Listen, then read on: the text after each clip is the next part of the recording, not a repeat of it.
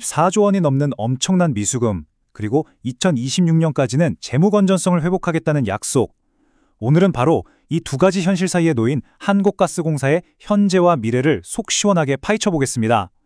오늘 이야기를 끝까지 들어보시면 가스공사의 회복 가능성이 과연 어디에 달려 있는지, 그 핵심 변수가 무엇인지 명확하게 감을 잡으실 수 있을 겁니다. 자, 화면에 보이는 이 숫자 14조 3천억 원. 이게 바로 지금 한국가스공사가 떠안고 있는 미수금 규모입니다. 아니, 14조라니 정말 감도 잘 안 오는 어마어마한 돈이죠. 이걸 좀 쉽게 풀어서 말하면요. 국제시장에서 가스를 비싸게 사왔는데 국내에는 원가보다도 싸게 팔면서 생긴 뭐랄까 일종의 외상값이라고 생각하시면 됩니다. 바로 이 거대한 숙제에서 오늘 이야기를 시작해 보려고 합니다. 그렇다면 이 천문학적인 미수금이 가스공사에 구체적으로 어떤 부담을 주고 있는 걸까요? 그리고 아마 가장 궁금하실 질문일 텐데요. 과연 2026년까지 이 문제를 싹 해결하고 정상 궤도에 다시 오르는 게 정말로 가능한 일일까요? 여러 증권사의 분석을 토대로 그 가능성을 한번 냉철하게 따져보겠습니다. 오늘 우리가 살펴볼 순서는 이렇습니다. 먼저 가스공사가 처한 근본적인 딜레마와 시장 배경부터 짚어보고요. 최근 실적과 가장 뜨거운 감자죠. 바로 배당 문제를 분석해 볼 겁니다. 그리고 마지막으로 2020년 회복 시나리오와 핵심 투자 포인트까지 하나씩 차근차근 짚어보겠습니다. 자, 그럼 본격적으로 한번 파고 들어볼까요? 사실 한국가스공사의 모든 문제는 이 한 가지 딜레마에서 출발한다고 볼 수 있습니다. 바로 공공요금을 안정시켜야 하는 공기업으로서의 의무, 그리고 주주가치를 지켜야 하는 상장사로서의 책임. 이 두 가지가 계속해서 부딪히고 있다는 점이죠. 아니, 대체 14조 3천억 원이라는 이 미수금은 어떻게 이렇게까지 쌓이게 된 걸까요? 이 숫자를 제대로 이해하려면요, 먼저 가스공사를 둘러싼 거대한 시장의 파도부터 살펴봐야 합니다.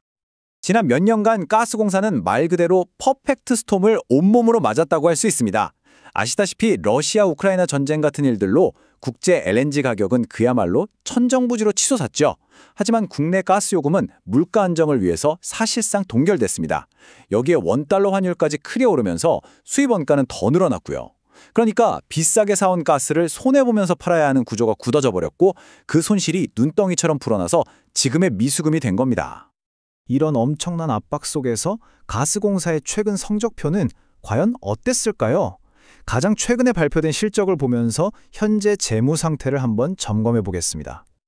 이 표를 보시면 좀 흥미로운 지점이 하나 있습니다. 국제 LNG 가격이 떨어지면서 매출액은 11% 넘게 줄었는데 오히려 영업이익은 시장의 예상치를 훨씬 뛰어넘는 실적을 기록했다는 점이에요. 이게 어떻게 가능했을까요?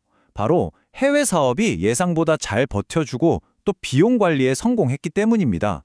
이건 회사의 기초 체력이 완전히 무너지지는 않았다는 꽤 긍정적인 신호로 해석해 볼 수 있겠죠. 해외 사업 포트폴리오를 자세히 뜯어보면 희비가 좀 엇갈립니다. 호주 프리로드 사업 같은 경우는 원가를 개선하면서 수익성이 좋아졌고요. 모잠비크 코랄 사업은 회계상 기저효과 덕분에 이익이 크게 늘었습니다. 여기서 기저효과라는 건 작년 실적이 워낙 안 좋았어서 상대적으로 올해 이익이 더 커 보이는 효과를 말하는 겁니다. 반면에 국제유가에 직접적으로 연동되는 호주 GLNG 사업은 유가가 하락하면서 직격탄을 맞고 적자로 돌아섰습니다. 해외 사업의 성과가 국제 에너지 가격에 얼마나 민감하게 반응하는지 잘 보여주는 대목이죠. 자, 이제 투자자분들이 가장 궁금해하실 문제 중 하나인 배당 이야기로 넘어가 보겠습니다. 아니, 14조 원이 넘는 외상값을 안고 있는 회사가 과연 주주들한테 배당을 주는 게 맞는 걸까요? 이것이야말로 가스공사가 직면한 또 하나의 정말 뜨거운 딜레마입니다. 이런 불확실한 상황에도 불구하고 증권사들은 현재 주가보다 훨씬 높은 목표 주가를 내놓고 있습니다. 유진투자증권은 59,000원, 하나증권은 55,000원까지 보고 있는데요. 이건 뭘 의미할까요?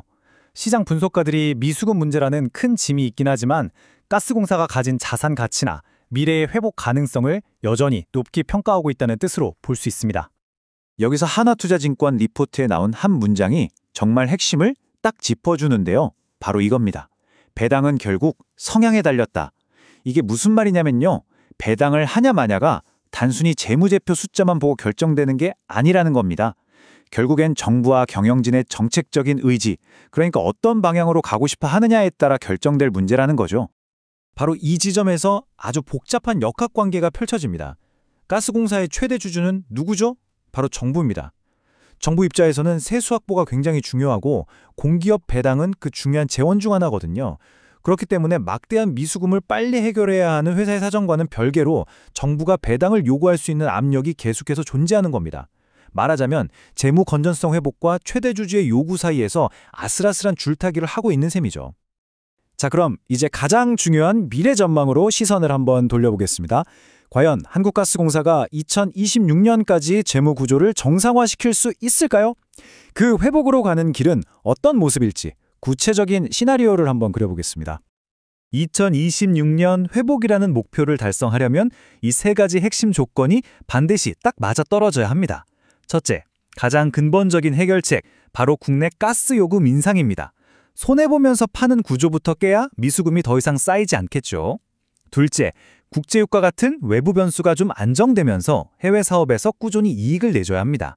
그리고 마지막으로 그렇게 번 돈으로 막대한 빚을 갚아서 이자 부담을 낮춰야 합니다. 이 세 개의 톱니바퀴가 함께 착착 돌아갈 때 비로소 2026년 정상화라는 그림이 완성될 수 있는 겁니다. 하지만 회복으로 가는 길이 마냥 꽃길만은 아닐 겁니다. 우리가 반드시 지켜봐야 할 리스크 요인들이 있죠.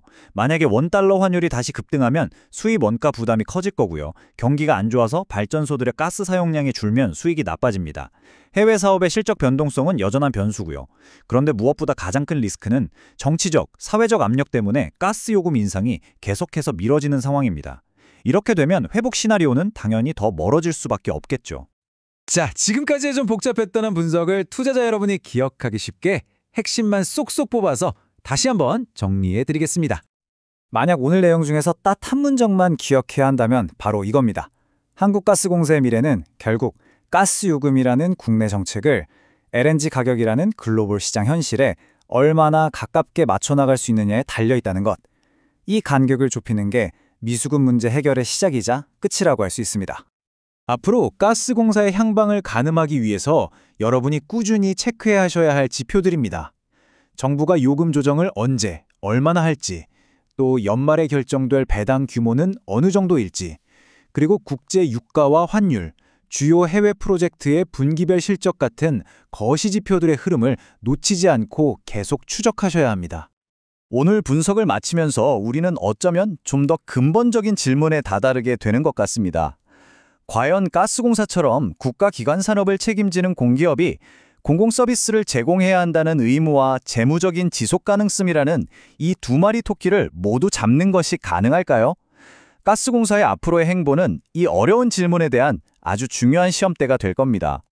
오늘 우리는 14조 원의 미수금 문제부터 2026년 회복 시나리오까지 한국가스공사를 둘러싼 복잡한 방정식을 함께 풀어봤습니다.